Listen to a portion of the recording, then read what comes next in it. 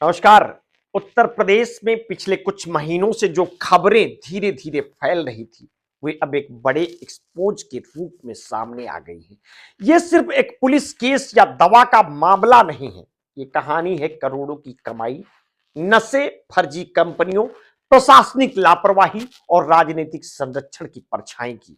बीते 2 महीने में जब एसटीएफ, एफएसडीए और पुलिस ने एक साथ तबातोड़ कार्रवाई शुरू की, तब ये साफ हो गया कि मामला साधारण अपराधियों का खेल नहीं था, बल्कि पूरे सिस्टम की परीक्षा बन चुका है।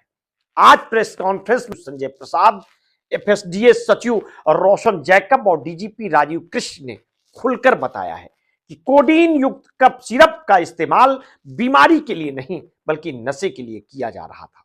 रोशन जैकब ने कहा, सोशल मीडिया पर तथ्यहीन बातें चल रही हैं, लेकिन असली हकीकत यह है कि यह कारोबार संगठित अपराध की श्रेणी में आता है।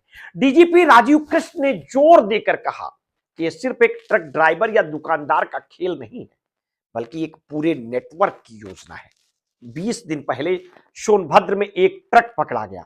उसी ट्रक के इनवॉइस ने रांची में पकड़े गए दूसरे ट्रक का रास्ता दिखाया। इसके बाद एफएसडीए ने पूरे प्रदेश में जांच शुरू की और पाया कि 300 से ज्यादा विक्रेता संदिग्ध थे। जालौन, गाजीपुर, बनारस, जौनपुर, प्रयागराज, लखीमपुर और गाजियाबाद, हर जगह ये धंधा पकड़ा गया है। आज सरकार ने प्रेस कॉन्फ्रेंस में बताया है कि अब तक 128 एफआईआर, 400 लाइसेंस रद्द, 229 नोटिस और करीब 70 गिरफ्तारियां, 40 जिलों में नेटवर्क का खुलासा हो चुका है।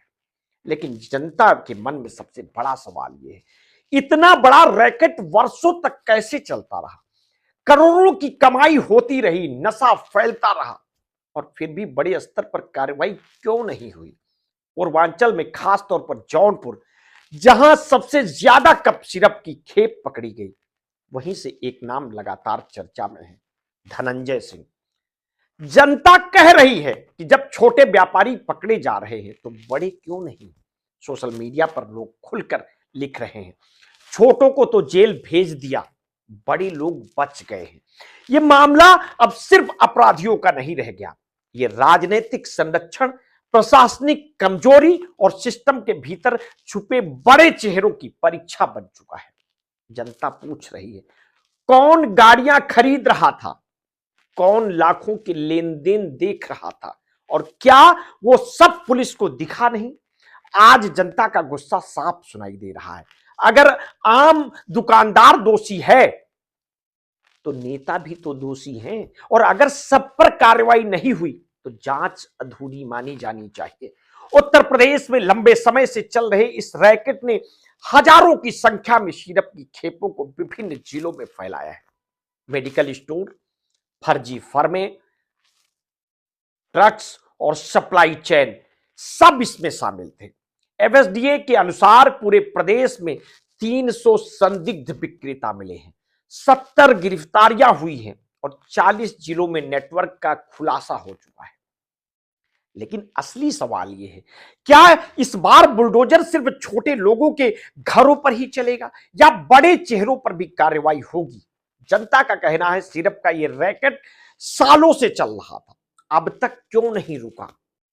आज अपर मुख्य सचिव संजय प्रसाद ने प्रेस कॉन्फ्रेंस में कहा कि सरकार का उद्देश्य सिर्फ छोटे रिटेलर पकड़ना नहीं था, बल्कि पूरे बड़े व्यापारियों के चैनल को पकड़ना था। और यही अब जनता की निगाह में सबसे बड़ा सवाल है, क्या बड़े लोग अब सच में कानून के कटघरे में आएंगे? जनता का गुस्सा सोशल मीडिया से लेकर हर चौराहों तक सुनाई दे रहा है। लोग पूछ रहे हैं, कई जिलों में धंधा इतना बड़ा कैसे हुआ? किसके संरक्षण में हुआ? क्यों लंबे समय तक किसी बड़े नेता पर कार्रवाई नहीं हुई? यह मामला अब सिर्फ अपराधियों का नहीं रहा, यह राजनीतिक संरक्षण, प्रशासनिक कमजोरी और सिस्टम के भीतर छुपे बड़े चेहरे की परीक्षा बन चुका है। प्रेस कॉन्फ्रेंस में यह भी बताया गया कि पिछले 2 महीनों में एफएसडीए, एसटीएफ और पुलिस ने कोडीन युक्त सिरप और एनडीपीएस की श्रेणी की औषधियों के खिलाफ अभियान चलाया है। 28 जिलों में 128 एफआईआर दर्ज हुई है।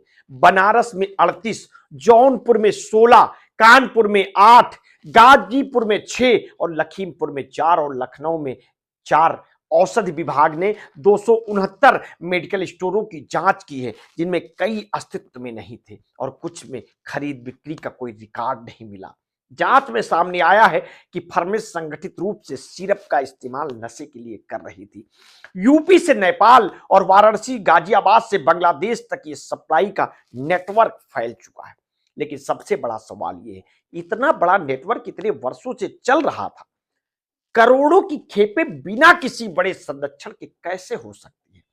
जनता पूछ रही है, अगर छोटे लोग पकड़े गए तो बड़े क्यों नहीं पकड़े गए? धनंजय सिंह का नाम बार बार इस मामले में मीडिया और सोशल मीडिया में आता रहा। जनता कह रही है, कई बड़े नेता और प्रभावशाली लोग भी इस रैकेट में शामिल हो सकते हैं, तो क्या उनके खिलाफ कार्रवाई होगी? जांच अभी जारी है। जैसे जैसे मनी ट्रेल फर्जी कंपनियों के डायरेक्टर और बयान सामने आएंगे, तभी साफ होगा कि ये केवल अपराधियों का नेटवर्क था या इसके पीछे बड़े चेहरे भी शामिल थे। ये कहानी अब सिर्फ कप सिरप की नहीं रही, बल्कि उत्तर प्रदेश के प्रशासन, राजनीति और समाज की परीक्षा बन चुकी है। जनता अब चुप नहीं है, सवाल उठ रहे हैं। क्या बड़े चेहरे गिरेंगे? क्या सच में सभी दोषियों को न्याय मिलेगा? और यही सवाल हर घर में गूंज रहा है। कब तक छोटे फंसे रहेंगे और कब बड़े कानून के कटघरे में आएंगे?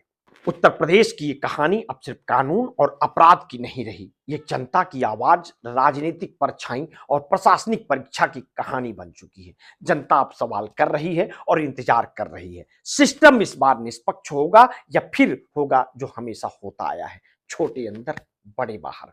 मिलते हैं आगे की अपडेट के साथ। आपने अगर अभी तक हमारे इस चैनल को सब्सक्राइब नहीं किया तो तत्काल कर लीजिए, बेल आइकन दबाना बिल्कुल ना भूलिए। अपने स्वास्थ्य के प्रति सचेत रहिए, सजग रहिए और हाँ, आपने कभी भी कोरोना वैक्सीन लगवाई है तो समय समय पर ब्लड प्रेशर की जांच अवश्य कराते रहिए। अपना ध्यान रखिए। बहुत बहुत धन्यवाद। साधुवाद।